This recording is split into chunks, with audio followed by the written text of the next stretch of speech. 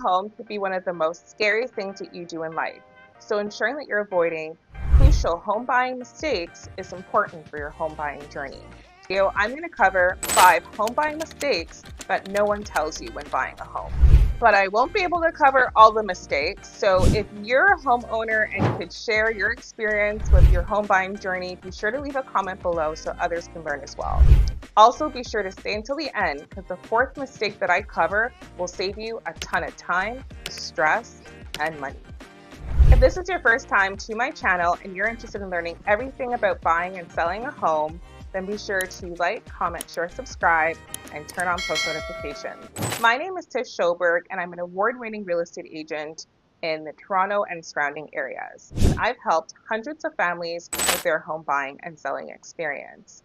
I also am a homeowner myself and could share what my experience has been firsthand. We get calls, emails, and text messages from people just like you, and you, wanting more information on what it's like buying and selling a home in Toronto and the surrounding areas.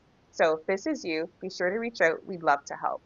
Whether you're looking to move in the next 9 days or 90 days, we're here to answer any of your questions and to help with your home buying and home selling needs. Our contact information is in the description and is also in the first comment of this video. Now, as I mentioned earlier, we're going to cover these crucial 5 home buyer mistakes to avoid. So grab your coffee, notebook, and pen, and be prepared to be well informed of what you need to avoid. So the first mistake I see home buyers make when purchasing a home is not budgeting properly. Listen, I get that buying a home is an exciting experience. However, we need to ensure that our finances are in order before we actually go out and home shop. So saving up for your down payment is a great start, but there are additional costs that come with home ownership that you need to consider, especially the maintenance costs. Whether you're purchasing a townhome, detached home, or a condo, there are maintenance costs associated with that purchase. There's also closing costs. So closing costs could range anywhere between 2 to 3% of the purchase price. So you need to account for that cost as well when purchasing your home. In addition, there's also utilities costs. So your hydro, your water, your heat, these are all costs that you need to take into consideration when purchasing a home. In addition, there's also your mortgage payments. Like there's so many buyers that go out home shopping or even go as far as getting pre-approved, but not understanding what their monthly mortgage payment looks like. So it's super important to understand what your monthly mortgage payment looks like, regardless of what you're approved for. What you're approved for is definitely a great start, but do you feel comfortable paying that monthly mortgage on a month-by-month basis? That's a key component in understanding what type of homes to look for when going out and home shopping. There's also an inspection, right? So there's also costs like having an inspection done on the property. So you may want to have an inspection condition in your offer. And with an inspection, typically the home buyer is the one that covers the costs, not the realtors and not the home seller. So you need to put aside anywhere between $500 to $1,000 to account for that home inspection cost. Also, if you're taking out a mortgage, the lender may require an appraisal on the home. And some lenders do not cover the cost of appraisal. So that appraisal fee can be anywhere between $300 to $500, sometimes even more. Also, when getting a pre-approval, typically lenders give you a pre-approval that's valid for up to 120 days. So that means that that rate is locked in, regardless of if rates go down or not. Meaning that if you don't buy a home within that 120-day time span and rates do go up, you no longer qualify for that rate. You now qualify for the existing rate at the time that you purchase beyond the 120 days.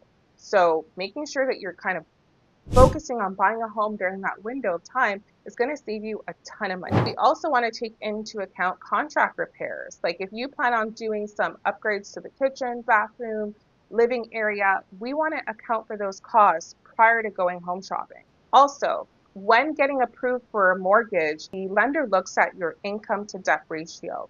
And if your income is high because you have things like a car payment or a student loan or a lot of credit card debt, then that may work against you, and it may be beneficial to pay that off before moving forward with buying a home. Another factor to consider is having a poor credit score. A poor credit score is a key factor in what you'd be approved from a lender. Lenders like seeing credit scores ideally above the 620 plus mark. However, if you have a credit score below that, you will likely have to go with a B lender or even worse, a private lender, which can have really high mortgage interest rates.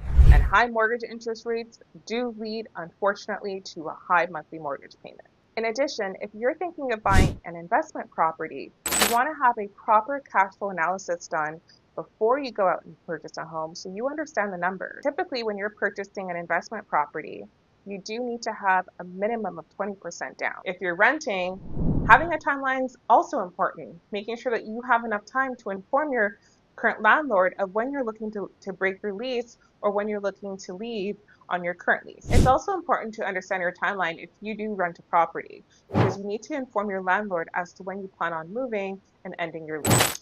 A third mistake in buying a home that you want to avoid is not having a home buyer consultation. I cannot emphasize enough how important a home buyer consultation is in your home buying journey. So a home buyer consultation is when you sit down with a licensed real estate agent and they walk you through the process of purchasing a home, the legal requirements, the paperwork that you need to review and sign, and they literally help you with the entire process from A to Z to help you avoid mistakes. In addition, it also gives your realtor a proper idea as to what you're looking for in terms of your wants and needs with your new home. They could also help establish a timeline for you, and you can also let them know about your motivation so they understand exactly how important it is for you to start, let's say a new job on X date, or, find a home before having a baby, or, finding a home before your wedding, or whatever life event you have going on. So a home buyer consultation could save you a lot of stress, time, and money, and can ensure that you're successful in your plans to buying a home. Your realtor can also create a home buying plan. Your real estate agent can use the information gathered from that meeting to create a home buying plan to ensure that you're successful. The fourth home buying mistake that you need to avoid is contacting the listing agent when you see a property for sale online. So the listing agent for a home is there to protect the seller's interests. So they're negotiating with potential home buyers and their agents to help make their seller as much money as possible.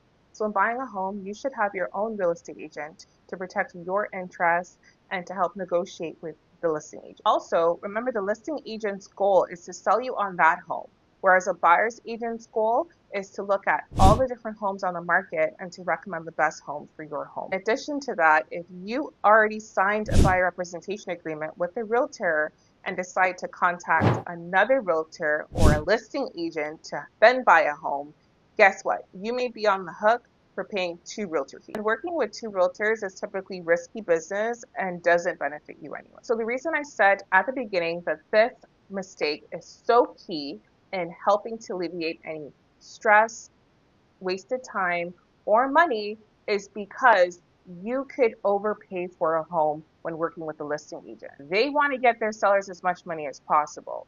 They may tell you, sorry, the home's value is actually X. Sorry, the home's value is actually Y. When in reality, the home's value may be actually much less than the asking price. Anybody could ask whatever price they want for their home. The market value of the home is completely different than the asking price. So working with a buyer's agent, they're going to actually take the extra step of doing a comparative market analysis of all similar properties that have recently sold like this one to ensure that you're not overpaying and you're not having any potential appraisal gap issues, which I'm telling you will cause a lot of stress, wasted time, and headache. The fifth mistake I see a lot of home buyers make is not being motivated enough to buy a home.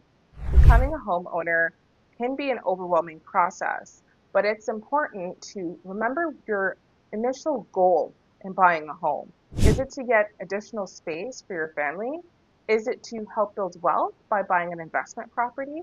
Is it to ensure your kids are going to a better school and a greater neighborhood? Is it to lessen your commute time to and from work so you can spend more time with your kids and your family? Like, what is your motivating factor that's causing you to want to buy a home? Because most people who start the process of buying a home don't finish. And some of the reasons why I see home buyers don't end up meeting their goal of buying a home and becoming a homeowner is because they don't understand the process. And a lot of the times they go out and see homes without actually having a home buyer consultation, without actually hiring a realtor, trying to talk directly to listing agent, which unfortunately will not work in your favor. Not only that, it can also be draining when dealing with a highly competitive market or area where you have multiple offers and a lot of properties that are actually holding offers and having an offer presentation date.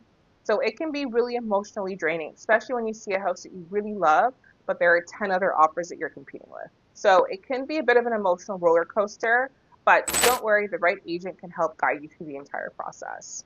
In addition, real estate agents can see on the MLS what homes are going to have an offer date and what homes aren't, whereas that information is typically not open to the public. Be sure to check out my video here on the 10 steps to buying a home.